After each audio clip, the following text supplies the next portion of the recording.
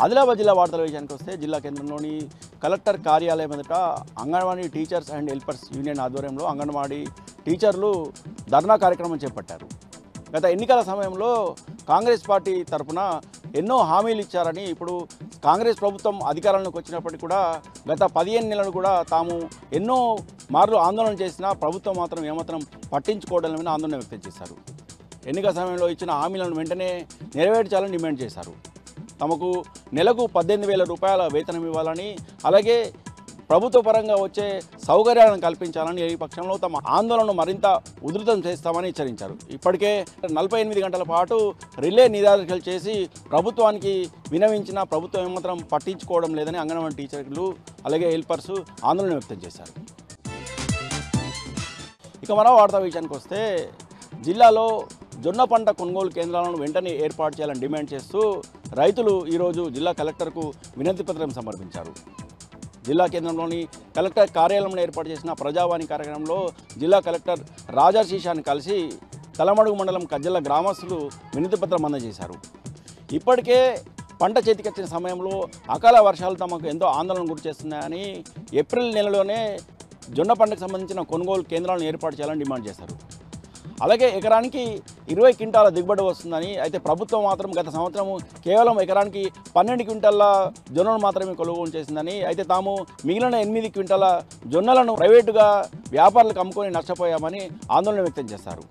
జొన్న కొనుగోలు కేంద్రాలను ఏర్పాటు చేయడంతో పాటు ఎకరానికి 20 క్వింటాల జొన్న పంటను కొనుగోలు చేయాలని సందర్భంగా రైతులు జిల్లా కలెక్టర్ను కలిసి వినతి పత్రం అందజేశారు. ఇక నిర్మల్ జిల్లా వార్తల విషయానికి వస్తే నిర్మల్ జిల్లాలో పలు గ్రామాలలో ఇప్పటికే తాగునీటి సమస్య రోజురోజుకు పెరుగుతున్న పరిస్థితి కనిపిస్తుంది. జిల్లాలో పలు గ్రామాలలో ఇప్పటికే ఇటు మిషన్ భగీరథ నీళ్లు అందక, అలాగే భూగర్భ జలాలు తగ్గిపోయి బోర్లు ఎండిపోయి చెరువులు కుంటలు ఎండిపోవడంతో తాగునీటి సమస్య రోజురోజుకు తీవ్రతరం అవుతుంది.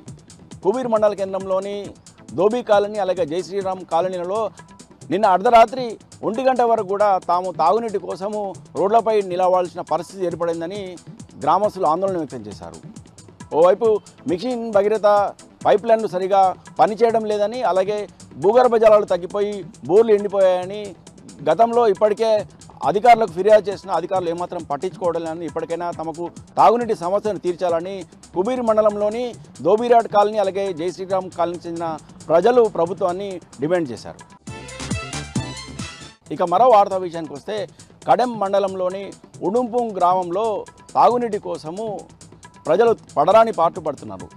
గ్రామంలో ఇప్పటికే భూగర్భ జలాలు తగ్గిపోయి బోర్ల నుంచి చుక్క నీరు రావడం లేదు.